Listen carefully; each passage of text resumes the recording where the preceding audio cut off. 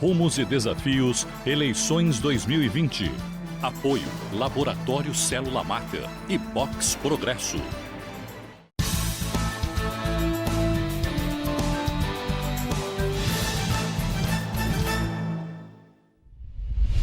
Seja bem-vindo ao programa Rumos e Desafios, Eleições 2020 da Santa Cecília TV, uma emissora educativa da Universidade Santa Cecília de Santos.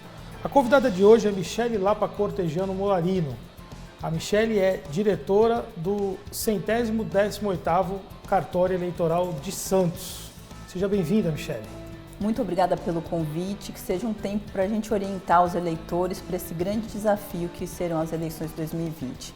Pois é, eleição, há um tempo atrás, rimava com poluição, porque era um tal de jogar santinho na rua, chovia, entupia bueiro, era um Deus nos acuda. Aí proibiu-se essa boca de urna, né? E esse santinho, ainda que hoje a gente de vez em quando acorde no dia da eleição e veja um monte de santinho jogado pelo chão, né? E inclusive a gente sabe de gente que pega santinho de um candidato e joga para passar uma má impressão, quer dizer, é uma questão mesmo de civilidade. Mas eleição também rima com aglomeração. Nós estamos em época de pandemia, então eu gostaria de dizer, primeiro isso, nós vamos discorrer sobre vários temas aqui no decorrer do programa, né? Mas nós vamos conseguir ter uma eleição sem aglomeração? Então, Marcelo, todos os cuidados estão sendo tomados pelo Tribunal Superior Eleitoral. Há uma equipe de médicos auxiliando o nosso presidente, né?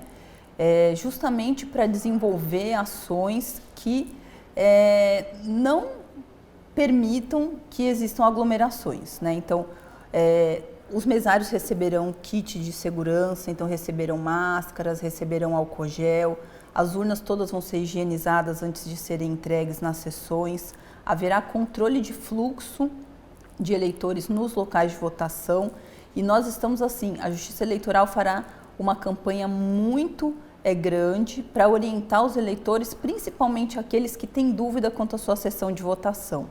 Por quê? O eleitor chega no local de votação, não sabe para onde vai, ele fica perdido circulando dentro do local, da escola, da universidade, exatamente. Então nós vamos fazer uma grande campanha, vamos pedir aos eleitores que procurem saber com antecedência o local e a sua sessão, com certeza. Nós temos o aplicativo do e-Título, fica no celular o local de votação, a sessão de votação desses eleitores.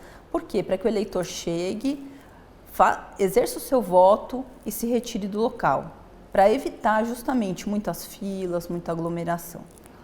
Agora, a nossa região, né, Santos especialmente, tem uma população idosa muito grande.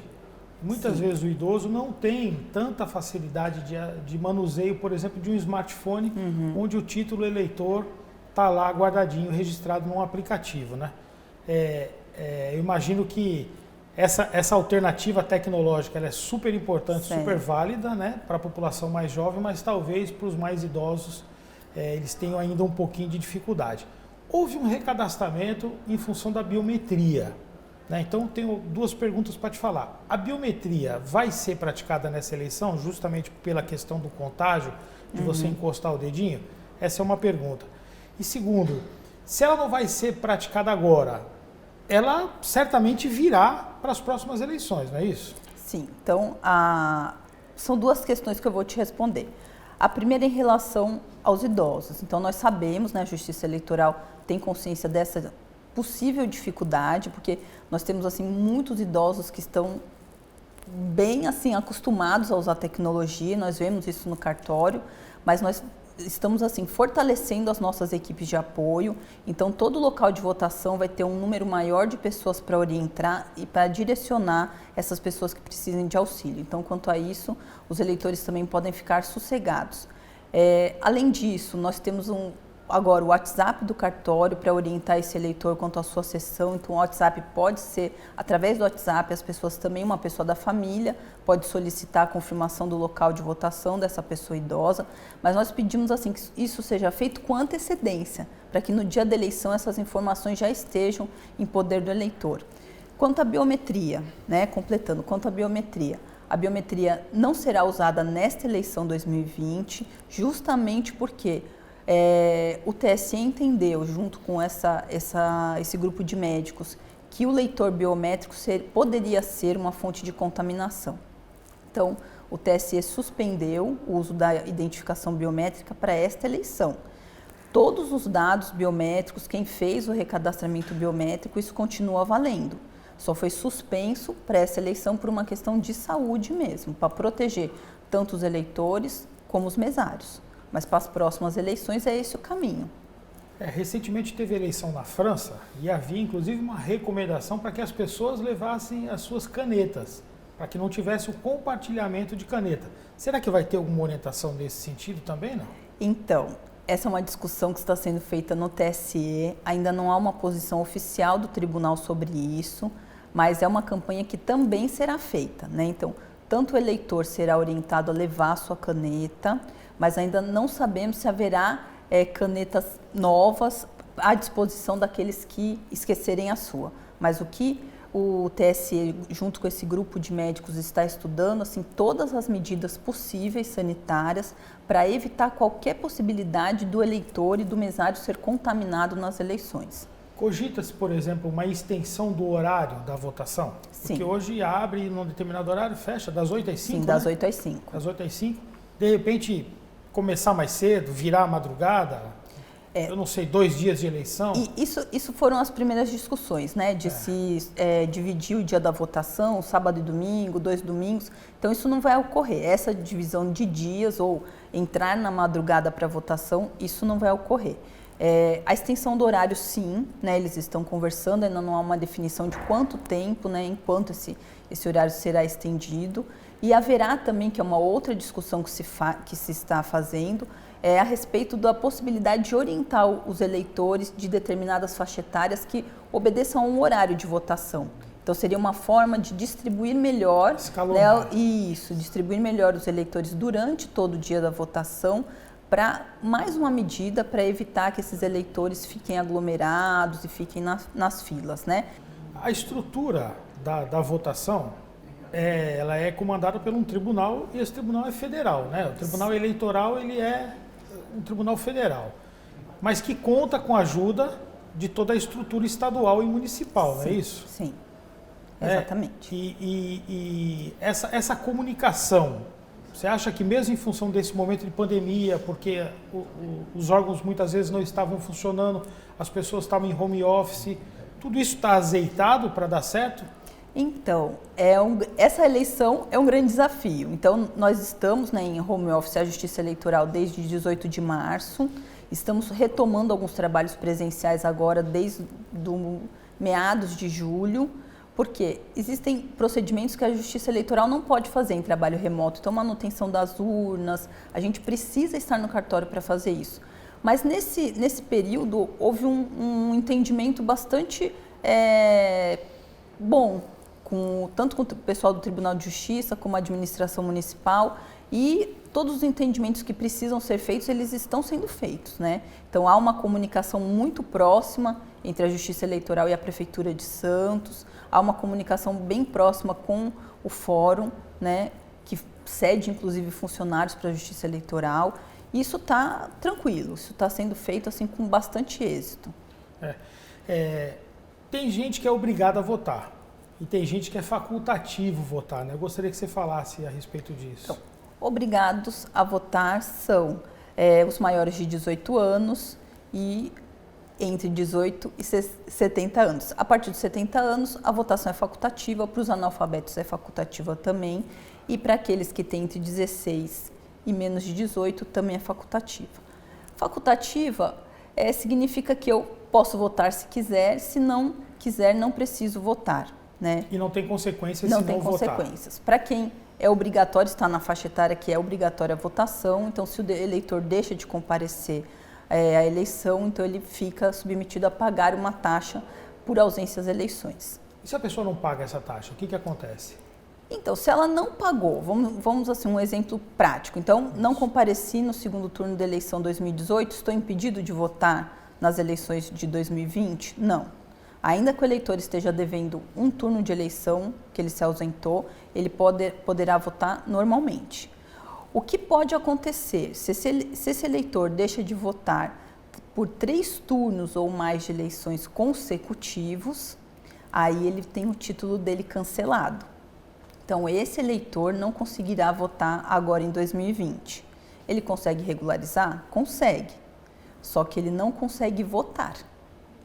Né? É isso que eu queria entender. Ele consegue regularizar ainda para essa eleição? Não, ele consegue mais. Não, ele não consegue Quer votar. dizer, quem está em dívida com a Justiça Eleitoral, porque extrapolou esses 3 turnos, né, que você comentou, não consegue mais votar para a próxima eleição. Não, se o título dele estiver cancelado, porque existem 2 situações. Se já houve o cancelamento dele por ausência, muitas ausências, né, ausências consecutivas aos turnos de eleição, o título dele está na situação cancelado. Então, esse eleitor ele pode regularizar assim, ele paga as multas e ele tem direito a obter uma certidão de quitação eleitoral circunstanciada. Essa certidão ela serve para a prática de outros atos da vida civil. Por exemplo, né? prestar um concurso público. Exatamente. Só que, ou se ele precisar apresentar numa empresa que vai trabalhar, numa empresa nova, essa certidão serve. Mas o exercício do voto, ele não conseguirá fazer para esta eleição. Então, peraí que eu acho que talvez eu não esteja entendendo direito. Vamos lá. Eu sou rebelde e não fui para a eleição. Certo. Paguei a multa. Pagou quando? Um novo turno. Não, paguei ali. Logo a seguir, paguei a multa. Eu não fui votar, paguei a multa. Na eleição seguinte, eu não fui votar de novo e paguei a multa. Tá. Na terceira eleição, eu não fui votar de novo, paguei a multa. Quer dizer, eu estou pagando a multa. Não, Isso não cancela o meu título? Não cancela. Não cancela. Não Só cancela. vai haver o cancelamento, então, se eu não for votar, se eu não justificar Exatamente. e também não pagar. Exatamente. Exatamente. Se o eleitor simplesmente desaparecer. Qual é o valor da multa? R$ 3,51. R$ 3,51. Isso é recolhido num documento, num DARF? É uma guia de recolhimento da União Federal. Isso. E aí o eleitor paga no Banco do Brasil. E antes, né? Antes era esse movimento. O eleitor ia ao cartório, pegava a guia, ia até o Banco do Brasil, pagava e retornava para comprovar o pagamento. Em razão da pandemia, isso ficou muito mais simples, porque o TSE disponibilizou uma ferramenta, o eleitor entra no site, emite a guia, paga no banco e essa agora a guia é compensada. Então, depois de 5 dias, a gente já tem a notícia que ele pagou e a gente dá baixa no sistema. Quer dizer, e ele, hoje com o boleto eletrônico, né, com a ficha de compensação, na verdade, ele não precisa nem ir no banco, ele paga através de um aplicativo no celular, né? Então ele não precisa mais ir no Banco do Brasil, acredito eu, para poder fazer esse recolhimento, ou obrigatoriamente tem que ser no Banco do Brasil? Então, os correntistas do Banco do Brasil ainda conseguem pagar pelo aplicativo, né? Mas os outros precisam ir até o banco ainda. Ah, é? Bom, acho que dos males o menor. Mas ficou bem mais fácil, porque muita gente acha que o voto tem que ser facultativo, né? Uhum. E tem muita gente que faz campanha pelo voto nulo, faz campanha pelo voto em branco, faz campanha pela abstenção, para as pessoas não irem votar. E eu acredito que se a facilidade for muito grande, eu acho que tudo isso é capaz de ganhar corpo, né? Se tornar uma coisa fácil, o valor é muito pequeno, a gente pode criar uma facilidade que aí onde passar um boi vai passar boiada, né? Então, Marcelo, a gente tem algumas questões assim bem delicadas em relação a esse valor, né? O voto não é facultativo, mas o voto assim é um direito, foi um direito adquirido a muito custo, né? Então, alguma coisa muito importante. Para nós, de repente, R$ 3,51 é um valor irrisório, mas nós vemos ali no balcão todos os dias pessoas que às vezes não têm condições de pagar esse valor e precisam de estar regular com a Justiça Eleitoral, porque o título está vinculado a todos os atos da vida civil hoje em dia, né? Então, a gente precisa, assim, às vezes ter um olhar um pouco mais delicado sobre isso, né? Por outro lado, o eleitor que deixa de votar e abandona, vamos dizer assim, a sua participação na sociedade, e quem faz campanha para o voto nulo, quem faz campanha para o voto em branco, precisa conhecer melhor como funciona o processo eleitoral no Brasil hoje. Eu posso até discordar de como esse sistema é feito, eu posso até ter as minhas opiniões particulares, o voto distrital é melhor, é pior, ok.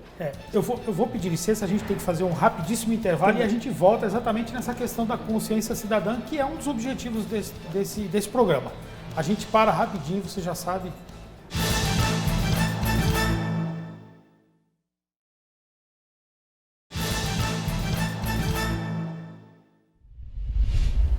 Voltamos com o programa Rumos e Desafios Eleições 2020. A convidada de hoje é Michele Molarino. Michele é diretora do cartório 118, né? Que é assim que a gente fala da maneira popular, né? Todos os cartórios vão ter um WhatsApp? Ou isso é uma iniciativa do seu cartório? Não, todos os cartórios, agora do estado de São Paulo, têm um canal de comunicação com o eleitor via WhatsApp. Como é que descobre o número desse WhatsApp, Michele? Pelo site do TRE, tre-sp.jus.br. Lá no site são disponibilizados os telefones fixos dos cartórios e nesse mesmo número agora nós temos funcionando o WhatsApp. Legal. Você esclareceu, quem está com o título cancelado não consegue mais ativar esse título, né? Mas quem tem eventualmente alguma pendência, por exemplo, alguma multa por não ter votado, consegue entrar lá, gerar guia e pagar o site. Exatamente. E pagar a multa, né? Agora, por exemplo, a pessoa é analfabeta. Até hoje ela nunca se interessou em votar. Mas agora ela resolveu votar. Ela consegue fazer o título de eleitor? Não. Nós temos assim, quando tem ano de eleição, nós temos um corte no cadastro. Esse corte ele é necessário para que os dados sejam consolidados e cada urna saiba quais são os eleitores que podem votar nas sessões. Então, esse corte aconteceu no dia 6 de maio. Então, do dia 6 de maio até a realização do segundo turno das eleições, que está marcado agora para o dia 29 de novembro, não haverá mais a possibilidade de fazermos novos títulos, de incluirmos novos eleitores. Então, aqueles que não fizeram o seu título, que não, vamos dizer assim, tiraram o cancelamento do seu título até o dia 6 de maio, terão que aguardar após o dia 29 de novembro para, então, procurar os cartórios para poderem fazer os seus títulos. Então, alguém que fez 16 anos agora, que estava na esperança de votar, não vai votar. Se não tem título, não vai votar. Não, infelizmente não. Para as eleições de 2020, não. Só para a gente saber, a pessoa para tirar o título, que tipo de documento ela tem que levar, Michele? Ela precisa levar o RG, um documento oficial com foto, um comprovante de residência e, no caso dos rapazes com 18 anos completos, o certificado de alistamento militar. Essa mudança de datas, as eleições elas seriam em outubro e houve uma mudança de datas, né? Para que dias que passaram as eleições? Primeiro turno dia 15 de novembro e segundo turno, se houver, né, nos municípios com mais de 200 mil eleitores, se houver segundo turno, no dia 29 de novembro. Na nossa região aqui, tem vários municípios que vão ter segundo turno, é isso? Nós temos 4, na verdade, né? Praia Grande, Guarujá, Santos e São Vicente. Esses são os municípios que têm mais de 200 mil eleitores, então nesses municípios pode haver um segundo turno. Nos demais, não? Nos demais, não. Nos demais, um turno só. No dia 15 de novembro... Já saberemos vão se estar comemorando os novos eleitos, né? Interessante, né? O número de eleitores tem aumentado? Tem. Aqui na nossa região? Tem. Nós temos assim, um crescimento, nós temos acompanhado um crescimento bom do eleitorado na nossa região. Muitos jovens têm se alistado para votar, então isso tem sido alguma coisa bastante interessante, né? Aqui na região de Santos e São Vicente a gente tem acompanhado esse crescimento. Aqui em Santos quantos cartórios eleitorais tem? Nós temos 3 cartórios em Santos, né? Então cada um cuida de uma circunscrição e na eleição nós fazemos todos juntos, né, a totalização desses dados. Qual que é mais ou menos essa circunscrição? Então nós temos a 272 cuidando do bairro da Aparecida até Ponta da Praia e Bertioga, a 273 cuidando do Boqueirão até Canal 1 José Menino, e nós temos a 118 que cuida da Encruzilhada, Vila Matias, Centro, os Morros e a Zona Noroeste, Monte Cabrão e Caruara. Nossa, porque tem área continental tem área também, continental. Né? Então até Caruara ainda é circunscrição da Zona 118. Na nossa região, Santos é o município que tem mais eleitores. Sim, sim. Aproximadamente 340 mil eleitores. 341 mil e pouco. Porque a gente percebe que em Guarujá, em São Vicente, em Praia Grande, são 2 cartórios só, né? São 2 cartórios. Assim, na verdade, os cartórios eles são instalados à medida que o eleitorado do município cresce muito, né? Nós tivemos um evento em 2004, que foi a revisão do eleitorado. Houve muitos cancelamentos de inscrição em Santos e nos outros municípios da Baixada, porque a revisão do eleitorado ela vai dizer para a Justiça Eleitoral quem realmente está em Santos ou quem realmente está no Guarujá.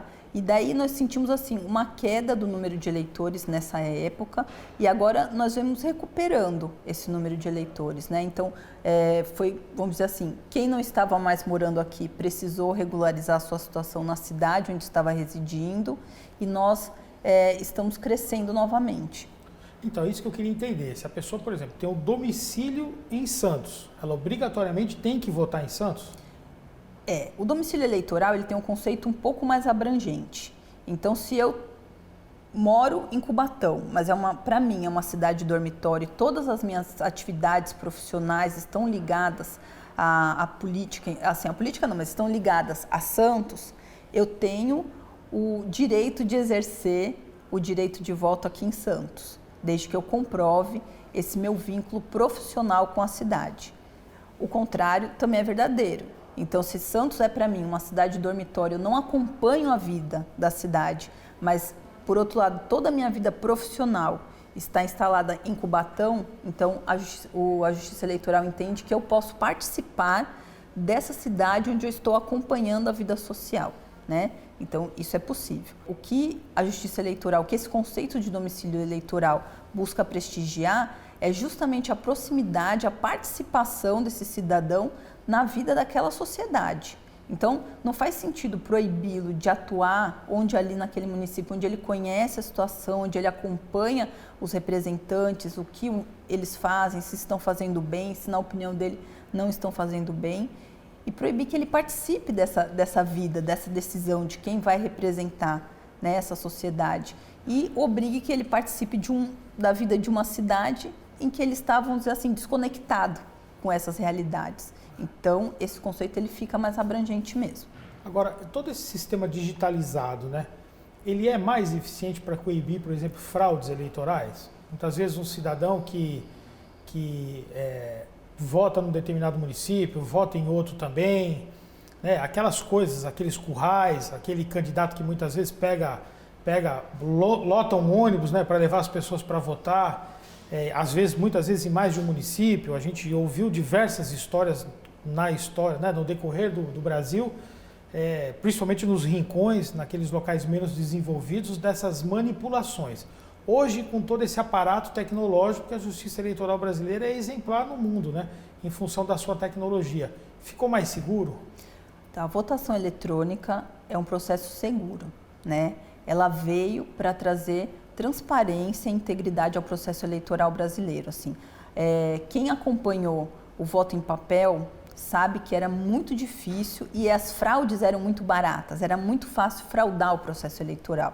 Então, o processo eletrônico, o processo eletrônico brasileiro é bem consistente, então nós temos assim assinaturas digitais, todos os programas eles são autenticados, as urnas eletrônicas não têm qualquer conexão com a internet, o equipamento dela não está preparado para receber qualquer tipo de conexão, então nós temos que preparar essas urnas individualmente. Quem prepara essas urnas são pessoas autorizadas pelos juízes eleitorais, todos os sistemas podem ser auditados em todos os momentos. Isso é importante a gente dizer para o eleitor, que todos os momentos do processo eleitoral podem ser auditados, inclusive a preparação da urna. Então, sempre se publica um edital avisando para a sociedade, olha, nesse período, nesses dias, em tais horários, as urnas serão preparadas. E qualquer pessoa que queira acompanhar tem o direito de acompanhar e de fazer perguntas e de questionar sobre os procedimentos que estão sendo feitos. Tudo isso para garantir que o processo eleitoral seja o mais transparente possível. Inclusive, o tribunal, há um tempo atrás, abriu o sistema, né, para ver se alguém conseguia invadir, né? Não é isso? Convidando hackers, né? Sim. Venham aqui e tentem fraudar. Esses testes sempre são feitos antes do ano da eleição. Eles são regularmente feitos. Porque qual é o objetivo? Aí a gente vê na internet, né? Assim, mas o hacker encontrou uma falha. Justamente, eles são abertos para que o hacker ele possa olhar. E o que acontece? O pessoal da Secretaria de Informática, eles vão para fechar essas brechas, né?